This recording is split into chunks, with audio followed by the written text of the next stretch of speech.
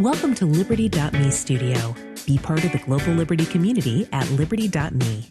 Liberty lives here.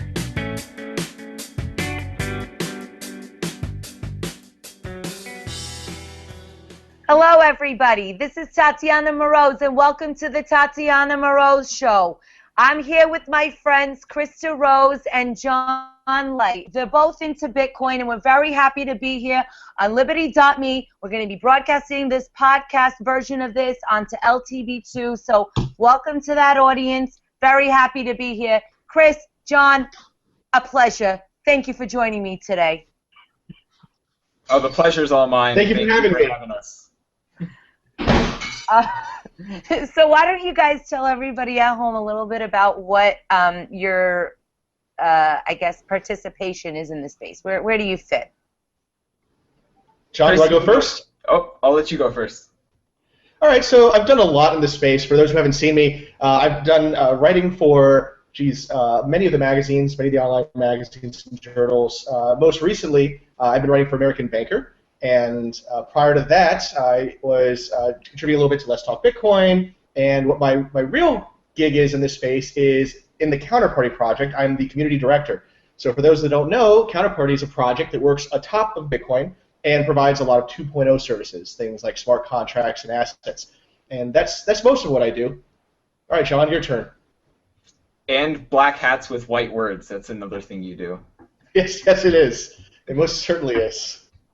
So I also do a little bit of work with Let's Talk Bitcoin Network. I have a podcast called P2P Connects Us, which is syndicated on Let's Talk Bitcoin Network, and it's also released through my website and blog, p2pconnects.us. It's all about peer-to-peer philosophy, technology, and culture, and how I think that's changing the world for the better, and also covering some of the current events that are happening, like government intervention in these new peer-to-peer markets, some of the technological advances, some of the social and cultural disruption that's happening as a result of the adoption of these kinds of technologies. And so it's just really fascinating to watch that. And in my professional life, that's something the podcast is something I do kind of as a hobby. In my professional life, I do consulting and advising for digital currency startups. Very cool.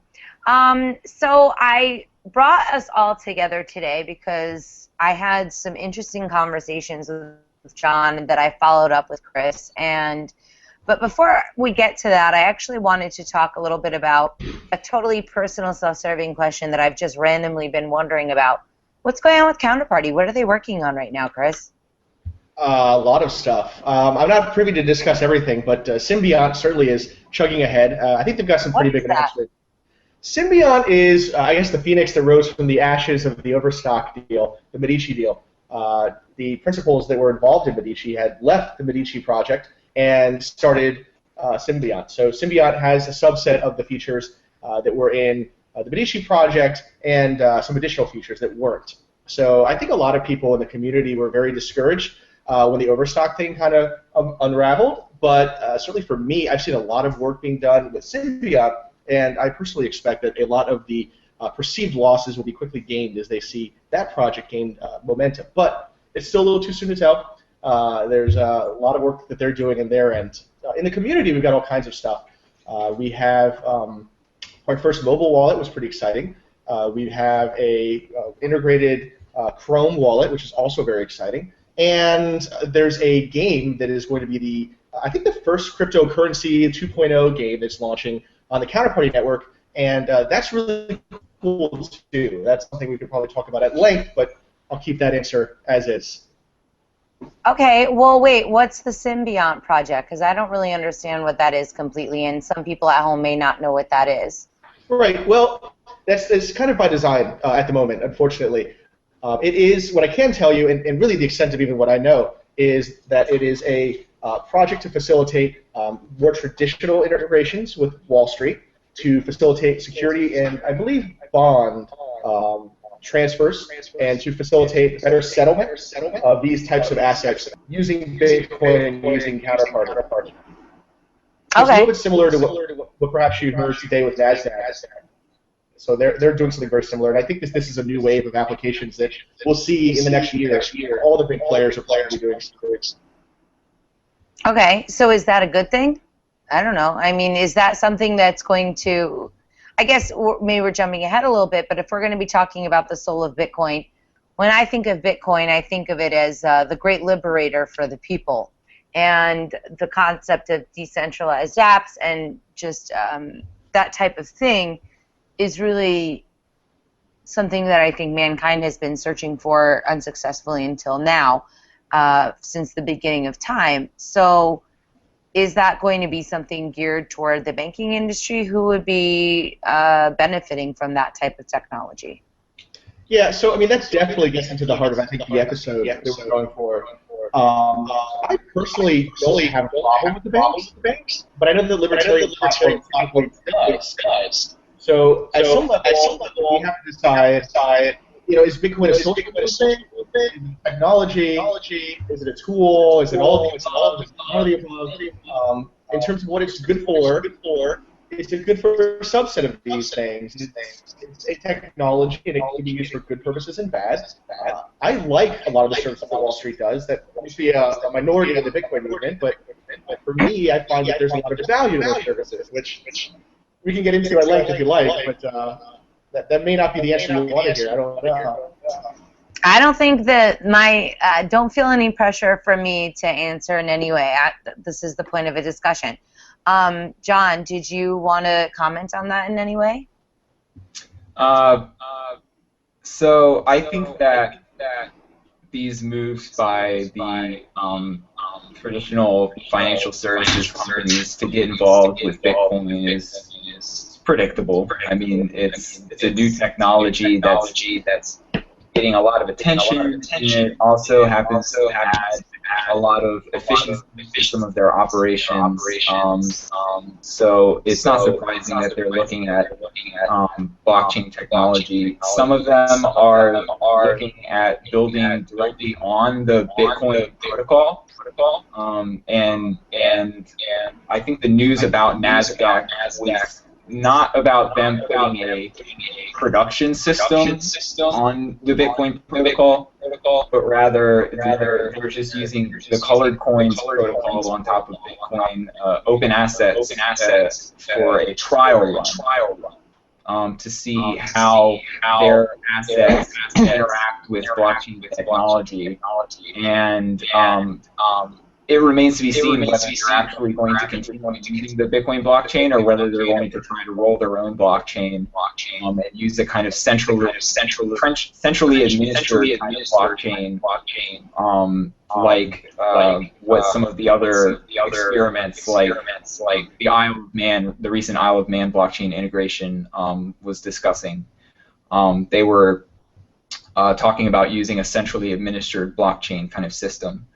And so, are these things positive, negative? I mean, it's kind of a continuation of the status quo, just powered by blockchain. Does it provide benefits to all of the people using those kinds of systems? Well, I mean, we hope. I mean, that's why they're trying it out. They're seeing if it reduces costs, increases efficiencies, and ultimately ends up being a better system for everybody who's using those systems. Now, does it change the fundamental nature of those systems? Not really. And so if you're not really a fan of the fundamental nature of those systems, then this news probably doesn't really mean much to you.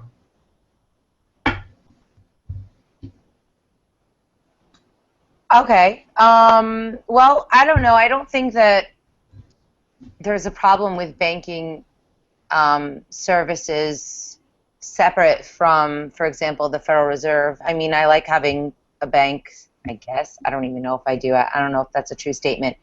But arguably, a bank does fulfill some sort of purpose. I think that the issue that people have is more the central banking system and banks ripping people off constantly. I do think that there's obviously costs associated with sending money from place to place, or if there's some sort of, if you're like a small person and you only have a couple $100s in the bank isn't making money off of you. So when you overdraft your account, as much as one may dislike that, there is at least some sort of sense in terms of, okay, the bank needs to make money.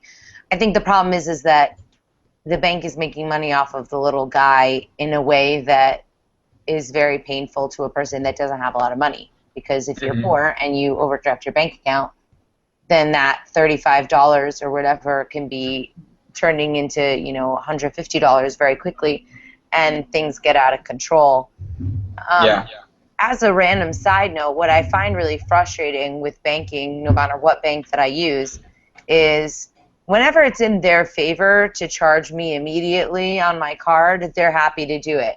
When it's a matter of me putting money in or needing an extra day or something like that, I'll notice that sometimes transactions don't hit for a few days, even though other ones do, and then all of a sudden, without knowing it, I can be overdrawn. And I think that that's really frustrating, because it's like an email goes by instantly. Certain transactions happen instantly, but the ones that are important, like the ones that are going to cause you to overdraft, that's something that doesn't happen instantly.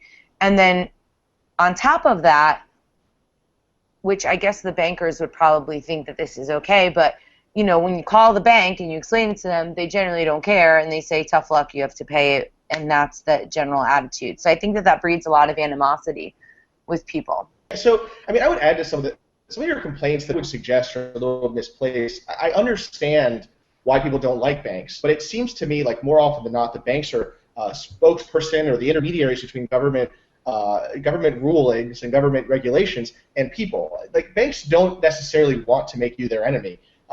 If you have money to be made off of, they will make that money off of you and smile and make it a wonderful experience. But I think a lot of what we see as anti-consumer have to do with onerous regulations in the space. And I actually think that that's one of the things that Bitcoin can really help with, is it provides these options that circumvent a lot of those regulations and allow banks to perhaps better reflect the free market sort of interfaces that they would have with consumers. And I see that a lot with the libertarians even. I think that they think that the banks are in this sort of conspiracy to shaft everybody, but I don't necessarily see it that way personally. I think it really has more to do with... Did you hear about Jekyll Island? Come on now. The banks are not in a conspiracy when they wear costumes and they pretend to be somebody else and they put through a bill to put in a central banking system on Christmas. There's no conspiracy there? That's politics at some level, and I did hear some of that. Another thing you have with the libertarian platform typically is a sort of bent towards the Fed being this black box and being a conspiracy engine. I get some of that. I think a lot of that has to do with the nature of, again, being involved in politics. I'm not necessarily the most qualified person, admittedly, to talk about finance, but for a long time the banks were not necessarily in cahoots with the government, and it wasn't until we had advances brought about by central banking that really started to change to the degree we see today. But everyone's got an opinion on that, certainly. Mine's not necessarily popular in the libertarian community. Do you remember, John, we're going to jump to you in a second, but do you remember the thing where General Smedley Butler, the most decorated, war guy, what do you call him? He was a Marine. Marine, fine. In history, who wrote an amazing piece, it escapes me. War John. is a racket. There you go, the war is a racket. And wasn't he hired by the banks to basically march on Washington? Or they tried to hire him anyway? Okay. There's a lot of you can't I don't think you can make a general sweeping statement and say all banks think this or all banks do that. Banks are ultimately, they're made up of people, and in any other kind of large bureaucratic organization, you're going to have some people that have some ideas, and you're going to have other people that have other ideas, and then things percolate from the top down and from the bottom up, and then decisions are made within certain areas of a bank that might not reflect the ideals of another area of that same bank because it's just a huge bureaucratic institution. But do we see a lot of banks that lobby for regulations that lead to them gaining more power? Yes. Do we see a lot of favoritism being played by the government, picking winners and losers in the banking industry bailing some banks out, letting other banks fail? Yes. Do we see bankers in kind of very interchangeable revolving door roles? One day they're an executive at a bank, the next day they're a regulator in the government. Yes. So, but that's something that you see in a lot of different industries. The government, when they look for people to regulate an industry, they look for experts. And oftentimes those experts come from industry. And so sometimes it's hard to avoid conflicts of interest. Sometimes it's hard to avoid these dual overlapping kinds of roles that are played. And it's not unique to the banking industry. It's just that banking is something that affects so many people at a very personal level, because money is basically just a representation of our life force energy. It's very fundamental to our existence, and it's very fundamental to our social relations with the people around us. And so, because banks have a lot of control in that area, when banks make decisions that affect their customers, or governments make decisions that affect banks and then affect their customers, those things they have ripple effects across the whole economy, and they affect people's lives at a very personal level. And so it's very understandable that people would have strong opinions about what banks do and how those decisions affect people's lives. I think what's one of the great things about Bitcoin is that it takes the central control over money, that fundamental life force energy that we use to relate to other people, and it takes that away, that power away from central entities, and places it into the hands of the market, essentially, to choose whether we want a currency and a monetary system that is centrally controlled, or we want one that is controlled by a decentralized network of kind of market incentivized actors. And we're seeing that debate play out over time, and time will tell whether that's something that people want either permanently all the time, or whether that's something that people want only in certain contexts, and they're willing to deal with banks and central banks in other contexts, or whether it's something that's rejected outright by all but a few niche players in the market. And I'm kind of rooting for Bitcoin. I would like to see Bitcoin and cryptocurrency systems kind of take over, as it were. But there's going to continue to be a role for these central institutions for quite a while, I think. I think that it's really hard to say that that we have a choice and it's up to the people as to what happens, because there are limitations placed on people, mostly financial, and also with lobbying for certain licenses. For example, one of the criticisms I heard about the license, one of the many things, is that it is basically protecting the big guy, and then the little guy's voice isn't getting heard. So I don't think it's fair to say that the market has spoken, because there are so many other things influencing that decision for people, even something as simple as marketing. If you don't have the right marketing, look at Bitcoin right now. I'm always, and I know a lot of people that are trying to do stuff to show the best parts of Bitcoin, to show what makes Bitcoin so cool and how Bitcoin can change the world and all of these wonderful applications for it. But there's not a financial incentive, not a direct financial incentive to support that. So that voice I think that's I don't know if that's true. I mean, like, Bitcoin investors, people who hold Bitcoin and expect it to appreciate in the future, have an incentive to increase adoption worldwide, whether that's within a particular market, a market that they're familiar with, or whether that's taking the message, the value proposition, if you will, of Bitcoin to whole new markets. You said something interesting, and I think it relates to what Chris was talking about earlier with Overstock's decision to kind of not use counterparty and kind of go with their own centralized system. I think that decision was made for regulatory reasons, not just technological reasons. And Bitcoin will have kind of limited effects, and I think limited ability to really change the system in places where there's a lot of government control over how money is used.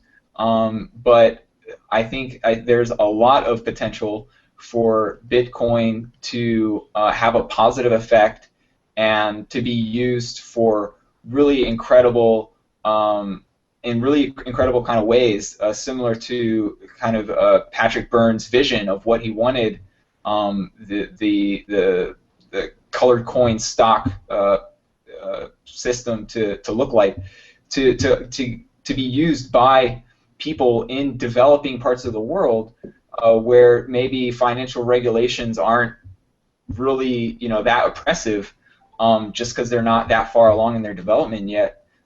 If you want to call that a feature of development, where people can use the Bitcoin itself as a store of value, as a means of exchange, but they could also use the Bitcoin blockchain to track property ownership in places where like property titles, land registries, and things like that. Those kinds of systems either don't exist, or if they do exist, they're a complete mess. They could use the Bitcoin blockchain to issue securities and basically fundraise for their small businesses, and have people from all over their country, all over the world, invest in their small business and receive dividends directly on the blockchain. Completely cutting out central like middlemen who typically are in control of like stock issuance and stock trading and stuff. You could do peer-to-peer lending directly on the blockchain. I mean, when you remove some of these financial regulations that kind of hold Bitcoin back from its true potential, like here in the United States and parts of Europe, so much more becomes possible, and the ability for people to use Bitcoin to empower themselves and really lift themselves up out of a tough situation that they're currently in, just because the financial infrastructure isn't there to be able to. I think that's something that that's an area that Bitcoin entrepreneurs and Bitcoin investors should really be looking at if they want to kind of increase the use of the blockchain. The first world is an interesting place for Bitcoin as like a replacement for PayPal or something like that, but it's not a replacement for the New York Stock Exchange. It's not a replacement for even potentially like international settlement infrastructure. It's something that is really meant to be used by the people peer to peer, and unfortunately in the U.S. the regulations just don't really allow for that very, very much. I want to add into this for a little bit. To back it up a little bit, we've had decentralized currencies in the past, and certainly I think all origins of currencies would now be considered decentralized, and that there was no central control. We had things like beaver pelts, maybe, or we certainly had seashells, and then of course even today we have gold. So a lot of these decentralized currencies have existed, and my point would be that I don't think people actually want them on average. Now, certainly Bitcoin is a major innovation. It is certainly an electronic decentralized currency, which we've never had. But I think the fact remains is that at the macroeconomic level, all of our economies in this world compete, and they compete much the same way that the free market economy competes. And so when you have a centrally controlled currency that can leverage wealth, these economies typically have more money to spend. They are wealthier societies whose members are themselves wealthier because of it. And I think that as much as I love Bitcoin, I don't necessarily see it displacing a lot of centralized currencies for reasons like that. There's others, and I would probably go so far as to say that private currencies may be a better efficiency than public and federally managed currencies, but I don't actually think that people want that. And towards the allegation that we don't have a choice, well, I think things like PorcFest show otherwise. We do have choice. You can pay for your omelet in gold or something like that, or silver, or what have you, not just in Bitcoin. And there's a small segment of the economy, and there's an entire state that perhaps may one day do this, but I think that it's a small percentage of the population because even though they wouldn't necessarily tell you that what they want is a leveraged currency, they want all the benefits that go with that, which is typically a higher standard of living and so on and so forth. So as much as I think Bitcoin is going to change things, I don't know that it's going to change things in some of those senses, and I think that's all I have to say about that. When you say leveraged currency, are you referring to like the fractional reserve system? Correct, yes. Okay. Yes. That would be the way that most people refer to it. But do people even know any better? I mean, because of this control over the people, the government keeps gaining more control by having, for example, the public education system, which the objective of that is obviously to make mindless slaves.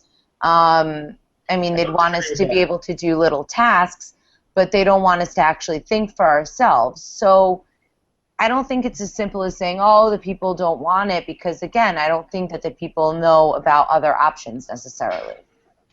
Well, I mean, I would say it's not even that they don't know about other options. I think that something that can't be ignored is the fact that the U.S. dollar is legal tender in the United States. It must be accepted as a way of settling debts, public or private, and it must be used to pay taxes. And of course, if you don't pay your taxes, then you go to jail eventually for tax evasion. And so the people are compelled to use the dollar, and therefore it just has this kind of built-in network effect amongst everybody who doesn't want to go to jail, which is, you know, the vast majority of most people, if not everybody.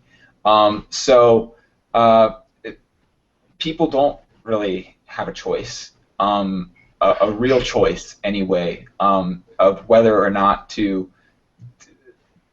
think in terms of dollars and to hold dollars. I mean, imagine a world where everybody decided that Bitcoin was the superior currency, but then April 14th rolls around and everybody's cashing out Bitcoins for dollars to pay their taxes. I mean, if that doesn't sound absurd, I don't know what is, but it's certainly not any way of running an efficient, functional economy. As long as the dollar has this legal tender status, I think that it's going to maintain hegemony, at least in the United States, and worldwide. You know, the dollar as a kind of a petrol currency or oil-backed currency, as it were. It has its own kind of macroeconomic implications as well.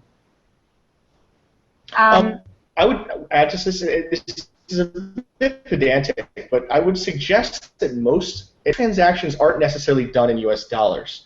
Now, all amounts that are displayed, everything that we deal with, are displayed in U.S. dollars, and the unit of account that we know and love, and I think most of us do love it, which we can get into, is in U.S. dollars. But then you go to the point of sale terminal and you pay with your Visa card, or you pay with your MasterCard, or whatever it is. At that point, you get an IOU that's now been issued from you to Visa, and then from, again, there's actually a lot of intermediaries, but Visa to the store itself, and all of these funds settle over time. And so we have a unit of account that's very functional in the currency, and we have a store of value that's pretty good with our currency. It's not excellent, as a lot of libertarians like to say. It depreciates to 3% per year, but we have good store value options, which is what people typically do.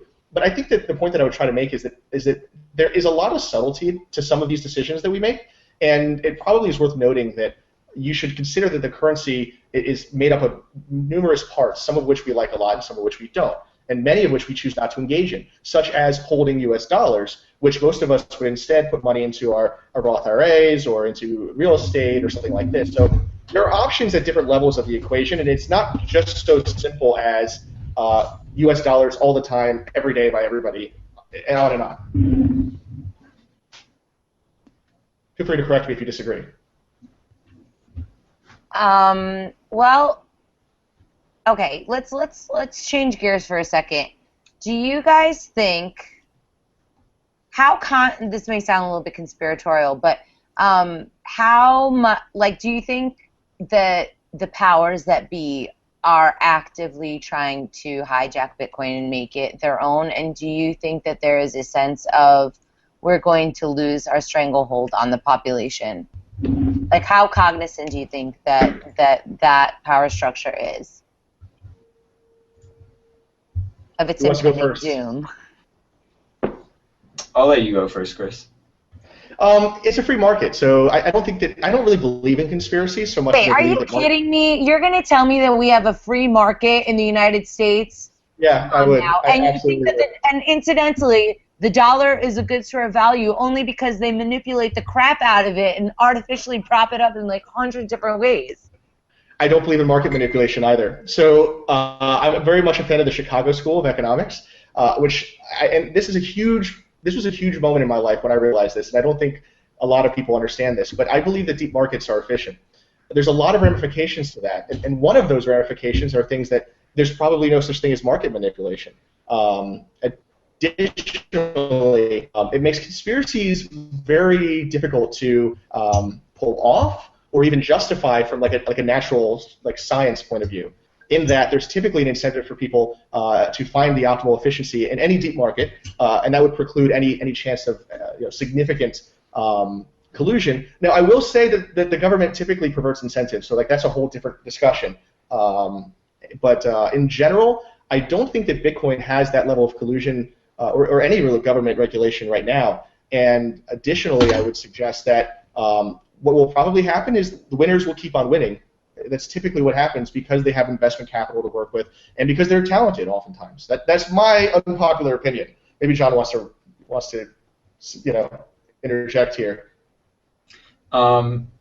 So I think that the U.S. dollar market, it depends on how you define manipulation. I mean, gold and silver are both very deep markets, but I would consider those markets heavily manipulated, at least by governments and probably by other players as well. There was the story from the 80s of these two guys who tried to corner the silver market and basically just drove up the price.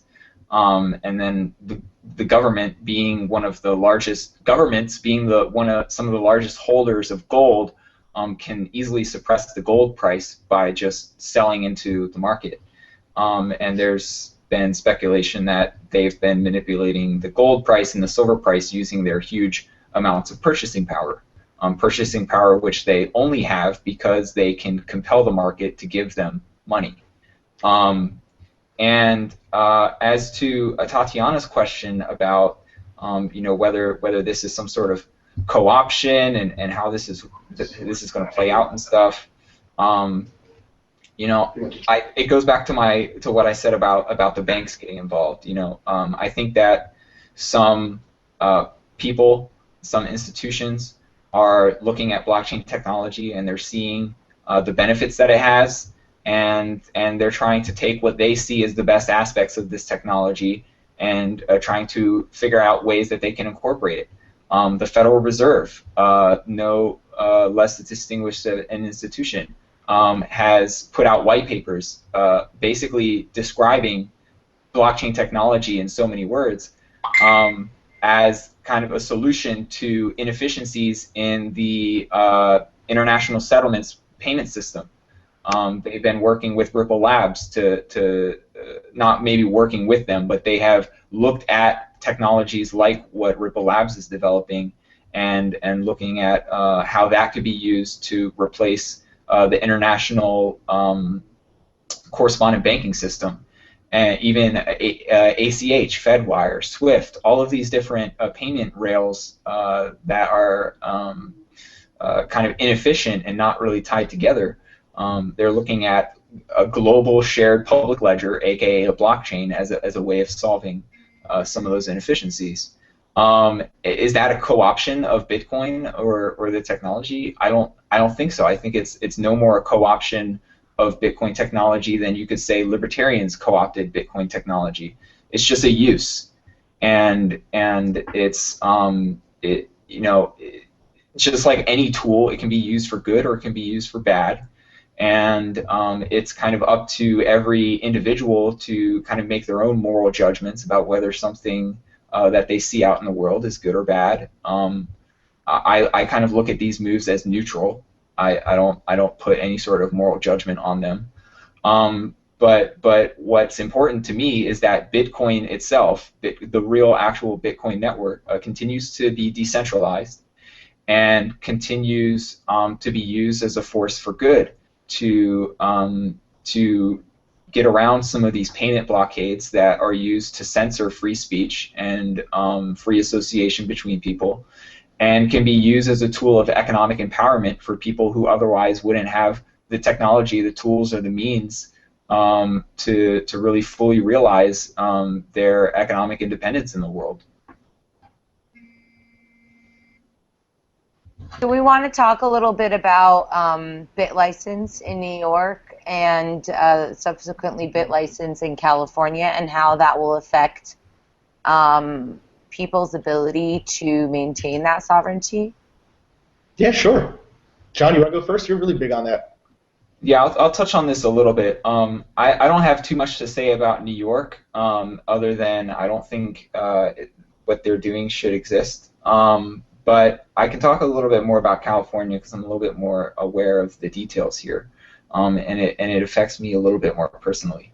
So early this February, there was a bill announced here in California called AB 1326, and this bill would, quote, prohibit any person in this state from engaging in the business of virtual currency, unquote, without either a license from the state or an exemption from the state. This license has a non-refundable, mandatory $5,000 application fee, and if your application is rejected, then you have to go back to Go and start over again and pay the $5,000 again to reapply. And if your application is accepted, then you have to pay for the costs of complying with the license, including capital requirements, which are proportional to kind of how much business you do, capitalization requirements. You have to file AML, KYC reports, SARS, and you basically it's like becoming a bank or a money transmitter. But these regulations are specific to virtual currency businesses, and they basically apply to anybody doing business in virtual currency other than merchants who accept virtual currency as a form of payment for goods or services. Anybody else, local Bitcoins trader buying and selling Bitcoin, Bitcoin exchange who takes dollars or cryptocurrencies from people and allows them to exchange them on an online platform, all the way up to the Coinbases or Circles of the world, who are these huge kind of Bitcoin banks acting as custodians of people's Bitcoins, kind of like almost like a decentralized PayPal or something, or a federated PayPal. All of them would have to kind of comply with this new regulation if AB 1326 is passed. And so I run a meetup here in California, in San Francisco specifically, called Buttonwood SF, which is kind of like a Satoshi Square or like a local Bitcoins in a meetup form where people can come together once a week and trade digital currencies face-to-face in a group setting. Basically, if AB 1326 is passed, all of the people who go to that meetup will be criminals if they don't acquire and comply with these new regulations, acquire one of these licenses and comply with these regulations. And so this was deeply disturbing to me, and so I started a petition on change.org to have the assembly member who introduced this bill withdraw the bill, and further petitioning the assembly member and the rest of the California State Legislature to not introduce any similar bills in the future. So here's the thing that's kind of interesting right now with Bitcoin regulation, and this is something I'm definitely not an expert on, but you have something that's probably very, very profitable for all the players involved. And you have this interesting sort of rift here between the east and the west coast of the United States, in that there's two major finance and economic centers, one in San Francisco and one in New York City.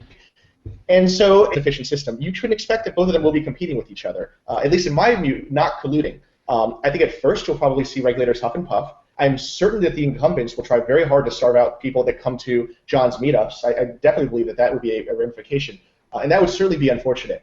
But I do believe that the ultimate result is that regulatory encumbrances will diminish over time as these efficiencies come to bear.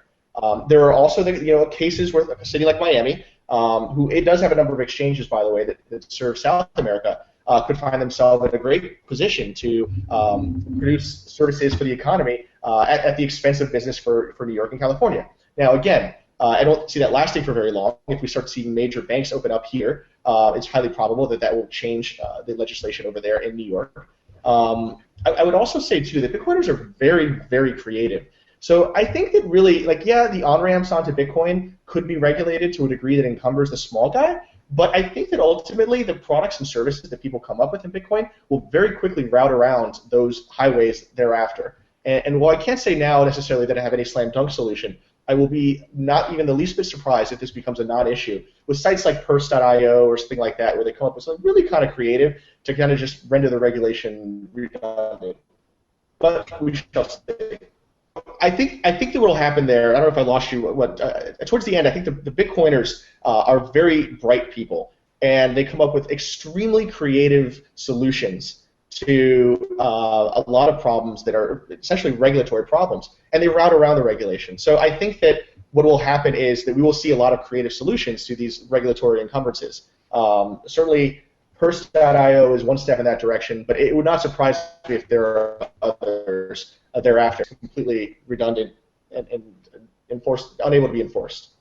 The problem is that if Purse.io, if this kind of regulation passes, either AB 1326 in California or the Bit license in New York, then Purse.io is going to have to comply with those regulations, which are basically the same kind of regulations that banks have to comply with, including things like identity checks for all their customers.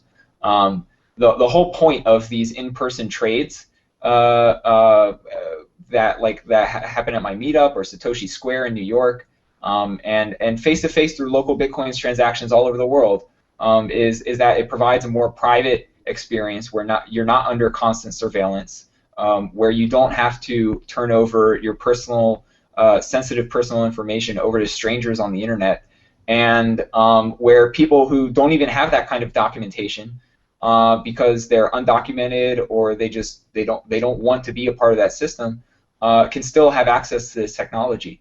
And so if all of the on-ramps are regulated in the way that AB 1326 or the Bit license or even the traditional money transmitter, money service businesses regulations want to regulate these kinds of activities, you're just excluding an entire class of people from Bitcoin and from this technology. And I don't think that's a good thing, and I don't think that it's really going to be possible to kind of circumvent these regulations without effectively criminalizing yourself, which opens you up to, thousands or millions of dollars in fines and many long years in prison. And I don't think somebody's going to take that risk for a Bitcoin. It's just not knowingly anyway. We already seen what would have happened to people who flaunt, circumvent intentionally those regulations. I don't think that there are going to be too many people who want to follow in their footsteps. I agree with that last part, especially. I don't, it's unfortunate that it just seems like the United States has lost a lot of that small business mentality. I thought that it was supposed to be a country where the little guy could make his way, and it was even Steven. And especially with the economy being so destroyed at this time, I think that it would be great if people would be free to make a little bit of money, because if they can't wait it out they're just going to move into something else. And I don't think that a lot of people have the luxury to risk getting in trouble, like John was saying, or wait it out, even though I do think that some of them will sort of, as Chris described. Well, that's why I was mentioning earlier that I see most of the opportunity in like the developing parts of the world, where a lot of these kinds of regulations either don't exist or are just like not really enforceable because the government just doesn't have the resources to do it. And so I'm kind of like most hopeful for Bitcoin adoption and Bitcoin innovation in parts of the world that don't have these kind of oppressive financial regulations that cut out millions of or potentially billions of people out of the market. Two things. Number one, that great. Now I forgot what both of them were. No, I'm just kidding. I wasn't, but I remember. So. Something that a friend of mine had mentioned to me about the bit license in California, she said, this guy is just trying to make a name for himself, and we shouldn't give him the attention. And I think that there's something to be said for that. Ben Losky made a really big name for himself with his work on bit license. So the California proposal may be nothing more than a way to gain attention by the I'm not sure what is the senator that has proposed it. Well, it's not working because nobody knows that this thing even exists. I mean, like when I bring it up to people, it's usually the first time that they've ever heard of it. So he made it. If getting attention or making a name for himself was kind of his purpose for doing this, he's not really doing a good job. No, but if we want to just call him, he who shall not be named, who has introduced this California bit license, that's fine too. I would much prefer that this be a conversation about ideas and the bad ideas that are represented by this California bit license than make it a personal thing. Like this, like my opposition, my petition, it's not about me. It's not even about my meetup. It's about the freedom of transaction. It's about the right of people to transact with people in private. As long as they're not infringing on the rights of other people, that shouldn't be a problem. When you talk about how Bitcoin transactions are essentially just digital signatures, we start talking about the freedom of press, like the ability to just write things down. And this, it just so happens to be in a digital form. Like, these issues are very complicated and go far beyond like personalities and like ego and stuff. It's like these are really fundamental issues of freedom amongst human beings. Like we're all just people.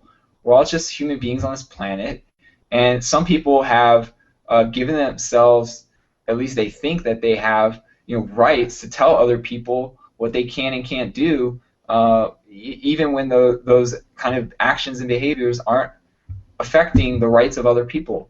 And I think that's wrong. And in this case, I think that the person who shall not be named who's introduced this California bit license is very wrong. I would just want to throw out there, it's the role of Congress typically and historically to protect business interests. Like that is their branch's description.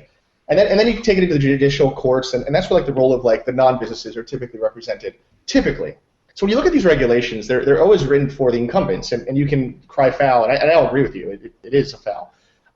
But like the role of a lot of these like internet companies these days is to work for the small guy. So you see this in Uber. You see this in Airbnb, and what they try to do, more than not, is render the law redundant and unenforceable. That is their business efficiency, is to find something that can't be enforced well and to leverage that and to render the law useless and in one way or another take it off the books. And I think that when we talk about some of these laws as it affects Bitcoin, there's this company, Abra. I don't actually know if they're going to succeed or not, but they're very much following in that vein. And again, like I'm a bit of an optimist here with Bitcoin, but a lot of these companies are typically very innovative in these respects. So I wouldn't be surprised if the law just sounds ridiculous, like you can't sell Bitcoin to somebody, it's probable that the laws of the universe will conspire, for lack of a better word, to ensure that the market sees an efficiency otherwise formed this that way. And I actually even like it when these laws are formed and they're rendered useless. I mean, we saw that even in the 90s with munitions-grade cryptography being an export restriction or something. So while I think it's very important that you're doing what you're doing, and I really like you bringing awareness to the issue, a lot of the reasons why it probably isn't noticed by many people is because it's a business case that Congress has to make, and then that gets taken at that point over to the people to care about thereafter. So it's important to keep that in mind at some level, if you see it that way, which some people do. I do. Well, I mean, one thing, local Bitcoins already exist, and local Bitcoins is already facilitating peer-to-peer Bitcoin cryptocurrency transactions all over the world every day. But people are still getting set up in sting operations and arrested.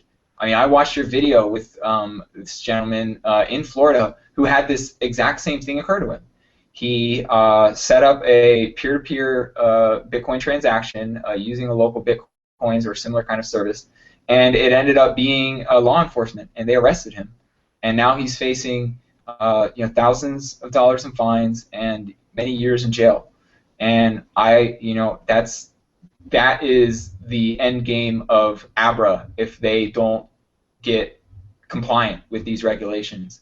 I think ABRA is probably going to be more suitable for, again, these developing regions of the world where these kinds of strict regulations, licenses, KYC, and all that stuff is not so entrenched and or so stringently enforced. But here in the United States,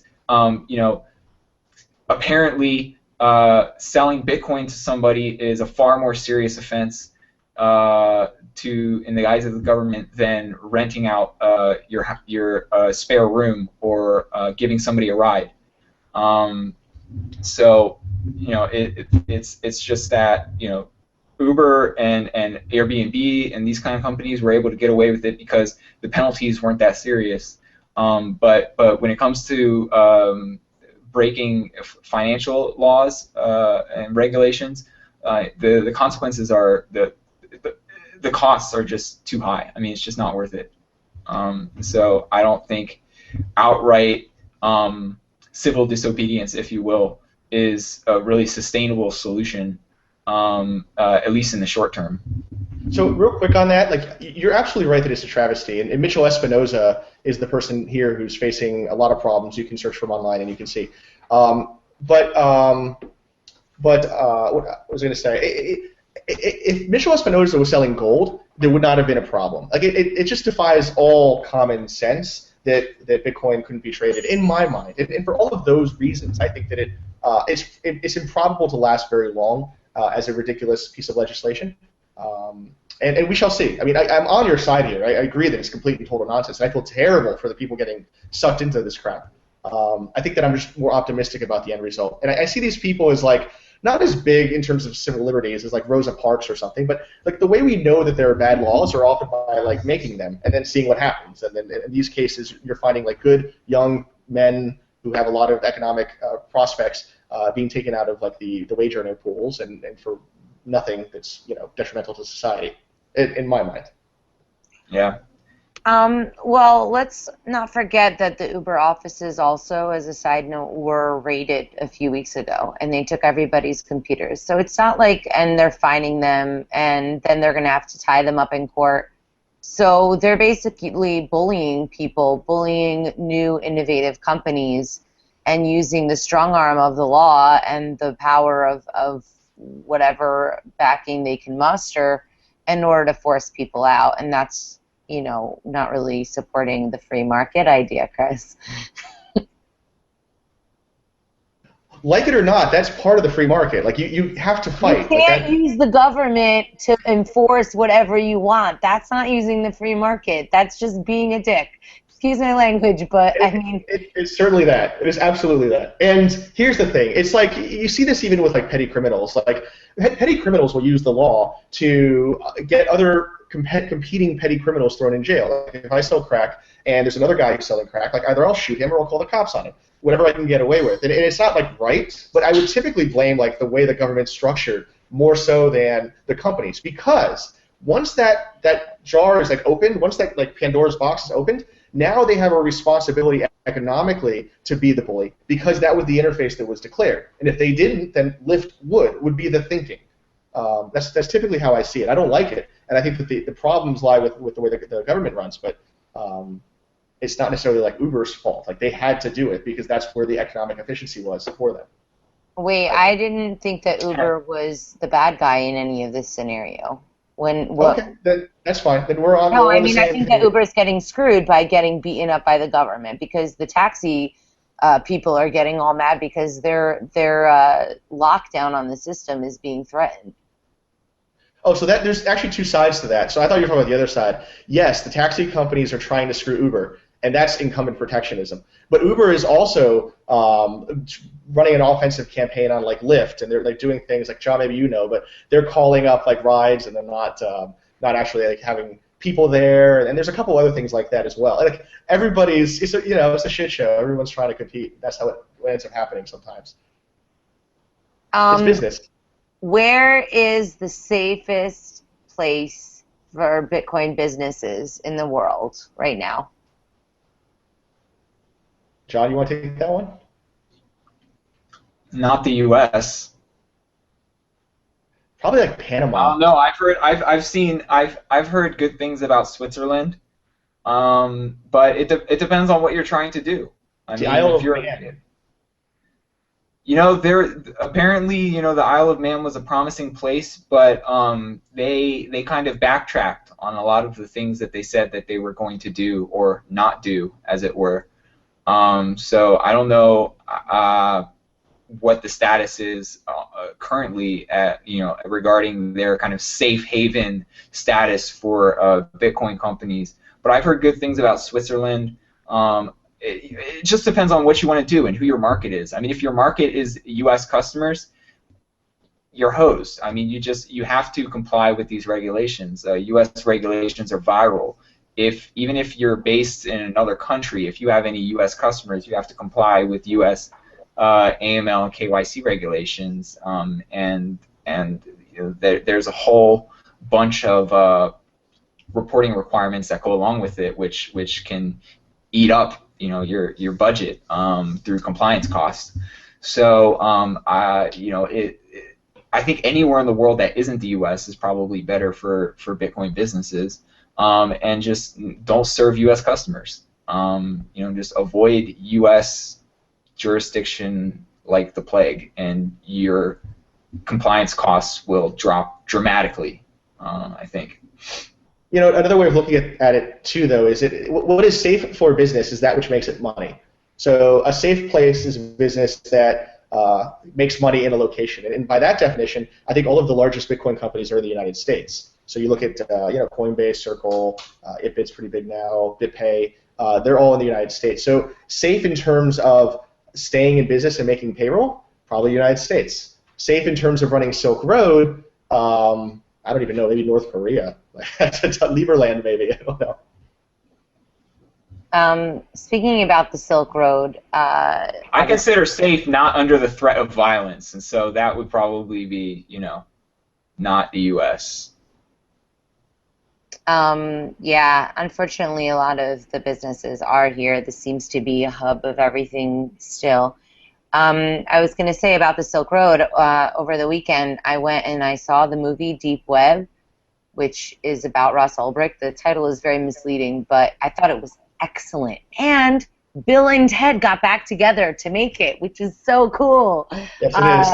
I didn't know that Keanu Reeves narrated it, and Alex Winters directed it, right? Yep, it was really, really good. I saw it in Montclair for the film festival, so I know that's like a little bit off topic, but it was really, really moving. I was devastated during the movie. I mean, it was so awful, and they have these kind of home videos of Ross where it really drives home that it's a human being. I've been lucky enough to spend time with the family. I really enjoy their company. I think they're wonderful people, and I'm really hoping that movie is going to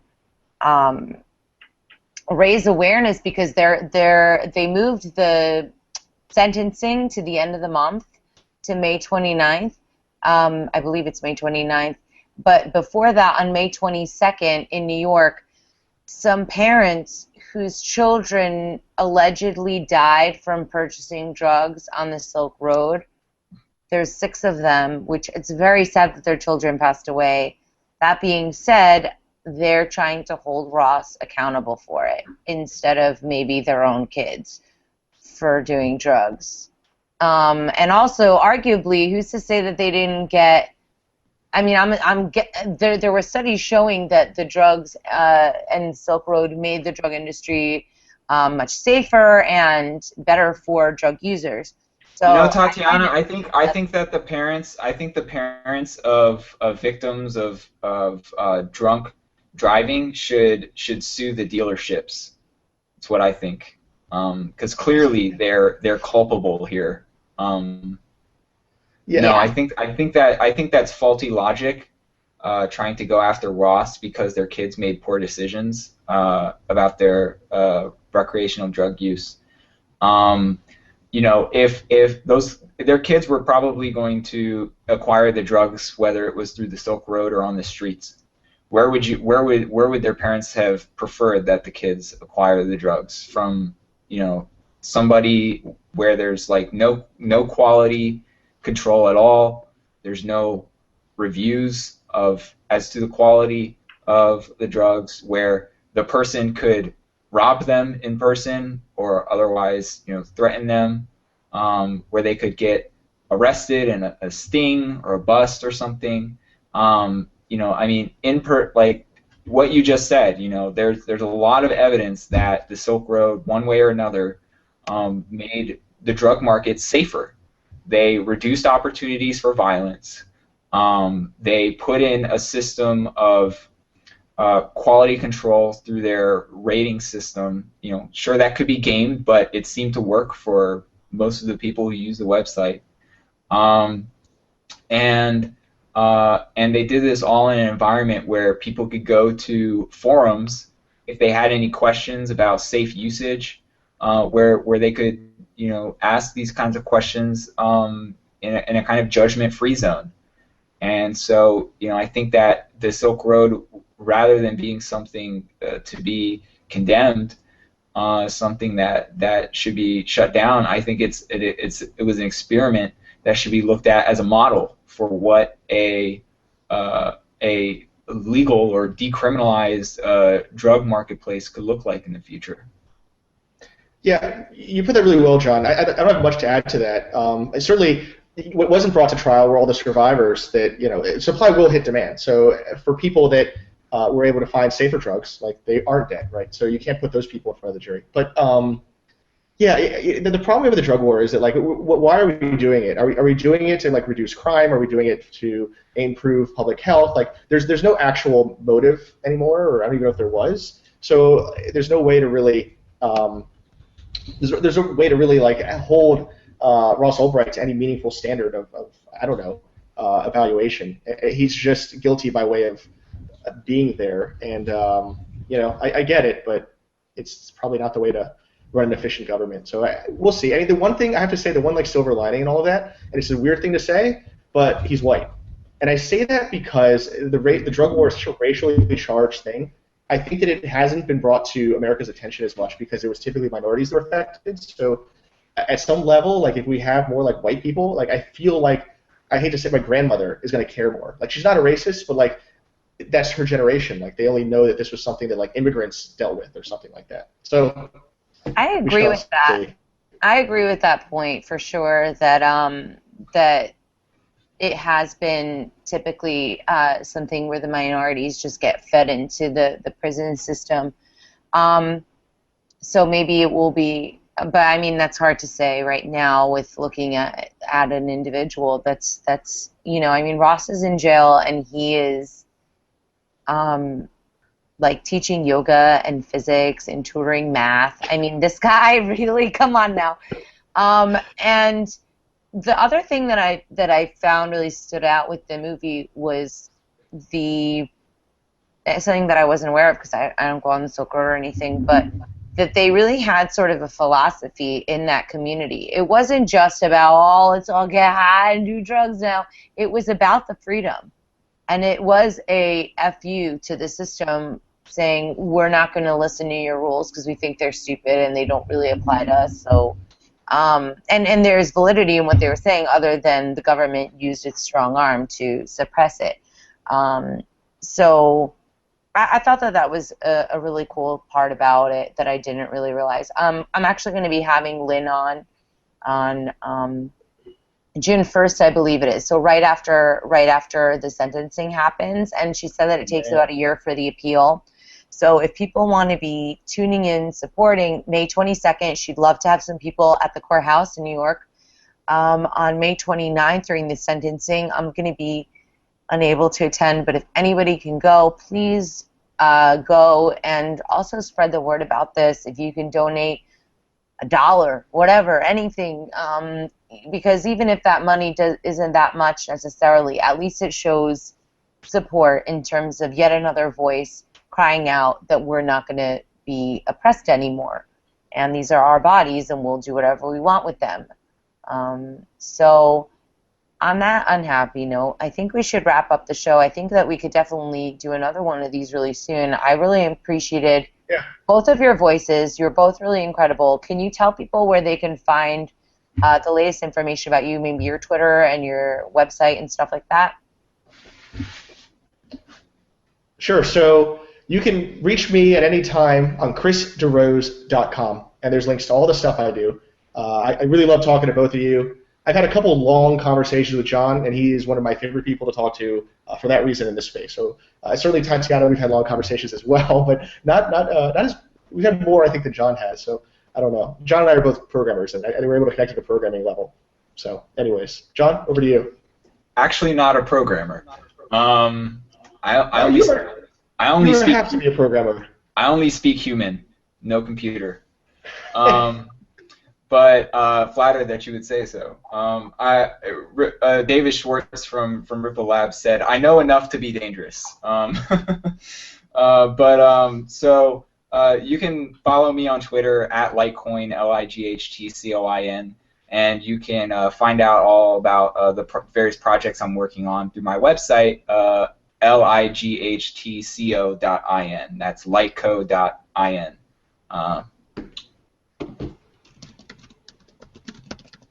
Awesome. All right. So thank you, everybody, for tuning in. Thank you very much to Liberty.me for having us. Hello to the LTB audience. Hope you can join us over at Liberty.me. There's all sorts of cool conversations happening here. I'll be back next week. I think next week I have Pamela Morgan, who's one of my favorite ladies and lawyers. She's always giving me great advice. She's doing really good work on smart contracts. So if people are interested in finding out more about smart contracts from somebody who will explain it to you like you're a human and not a robot, I got the gal for you. I could be reached at TatianaMoroz.com or CryptoMediaHub.com. Thanks again, everybody, and good night. Peace out. Thanks for listening to Liberty.me Studio. The views expressed on this show are not necessarily those of Liberty.me. Join the global Liberty community today at Liberty.me. Liberty lives here.